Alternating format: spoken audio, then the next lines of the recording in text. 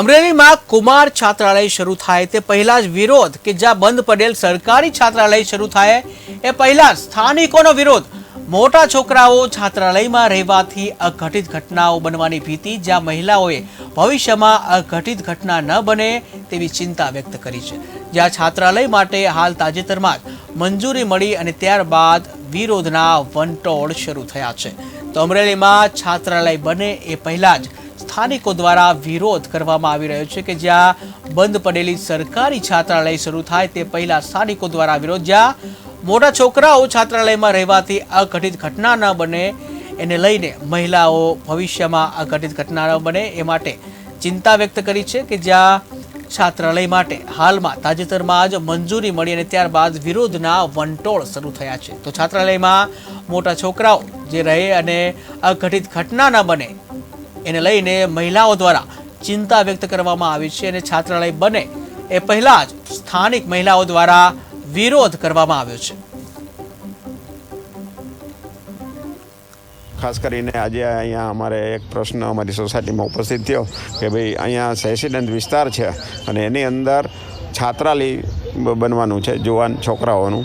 તો એમાં આ રેસિડેન્ટ વિસ્તાર હોવાથી પાછળથી અમે તો બધા ધંધા ઉપર જતા રહેતા હોય સોસાયટીના માણસો, તો પાછળ બૈરાઓને પણ મોટી તકલીફ ઊભી થાય। રોડ ઉપરનું આજે આ બિલ્ડિંગ જે છે એ ગોડાઉન તરીકેનું પ્રખ્યાત છે અને એમાં એનું કોઈ એનઓસી કે લે એમાં નગરપાલિકાની રજા ચીઠ્ઠી હોય બાંધકામની એવું પણ બન્યું નથી। જે બિલ્ડિંગની અંદર હોસ્ટેલ ચાલુ થવાની છે એ હોસ્ટેલનું બિલ્ડિંગ જર્જરિત છે। અહીંયા યુવાનો આવવાના છે, મોટા છાત્રાલય ચાલુ, મોટા યુવાનોનું છાત્રાલય ચાલુ થવાનું હોય, ભવિષ્યમાં બહેનો દીકરીઓનો પ્રશ્ન આવવાનો છે। તેમજ આ બિલ્ડિંગની બિનખેતી હુકમ કે રજા ચિઠ્ઠી છે નહીં, તો તેને માટે યોગ્ય કાર્યવાહી કરવી। સોસાયટીનું બિલ્ડિંગના માલિક જેનો દસ્તાવેજ પણ બીજા નામનો છે અને વ્યક્તિ પણ બીજું છે, આવું જે તે અધિકારી જેને અમે અરજીઓ આપી છે એણે આવું સ્વીકારેલું છે।